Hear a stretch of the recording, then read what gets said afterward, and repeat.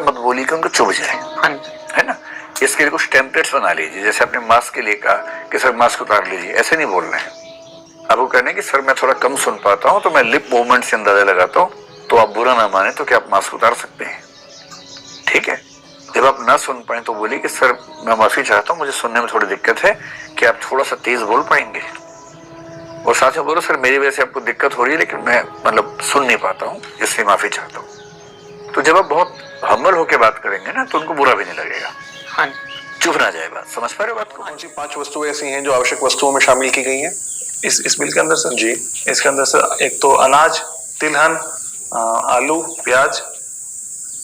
अच्छा, किस स्थिति में इन आवश्यक वस्तु अधिनियम के अंतर्गत जो सीमाएं हैं उसमें सुधार या फिर बदलाव किए जा सकते हैं? आपको पता है ना, आवश्यक वस्तुओं का जो होल्डिंग होती है उसके लिए कुछ कानून बनाए गए थे, उसी के लिए बनाया गया कि उसकी कालाबाजारी रोकी जा सके, ठीक है ना। तो ऐसी क्या परिस्थितियां हैं कि जिस समय पर हम इन संशोधन के अंतर्गत जो इस फसलों को रखा गया है, इनकी जो होल्डिंग की सीमाएं हैं इन्हें बढ़ा या घटा सकते हैं? सही। जैसे कि मैं आपको एक उदाहरण दे देता हूँ, युद्ध की स्थिति में और कैसी स्थितियां हैं। उसके अलावा जैसे अभी कोरोना महामारी आई है, इस समय में भी कई संगठन होते हैं जो इनकी कालाबाजारी करते हैं, इनको अपने पास स्टॉक कर लेते हैं। उस समय ये जो नियम है ये काफी लाभदायक होते हैं सर आम लोगों के लिए। अच्छा, और उसके अलावा प्राकृतिक आपदा कोई आ जाती है, कोई बाढ़ या इससे जो जोधपुर संभाग है, तो यहाँ पर रहने वाले लोगों में देखिए, अगर हम साक्षरता दर, तो साक्षरता दर को पहले तो परिभाषित कीजिए क्या होती है, और दूसरा साक्षरता दर इस संभाग की है कितनी? सर 7 वर्ष या उससे अधिक का कोई भी व्यक्ति जो पढ़ लिख सकता है उसे हम साक्षर व्यक्ति मानेंगे।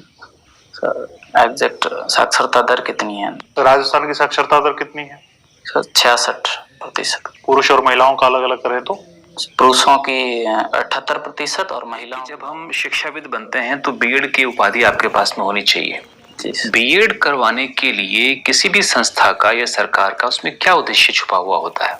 सर सरकार चाहती है कि जब भी हम विद्यालय में प्रशिक्षण के पश्चात अध्यापन के लिए जाएं तो छात्रों के साथ किस प्रकार का व्यवहार किया जाना चाहिए, किस प्रकार शिक्षण प्रदान किया जाना चाहिए, इस हेतु प्रशिक्षण प्रदान करने के लिए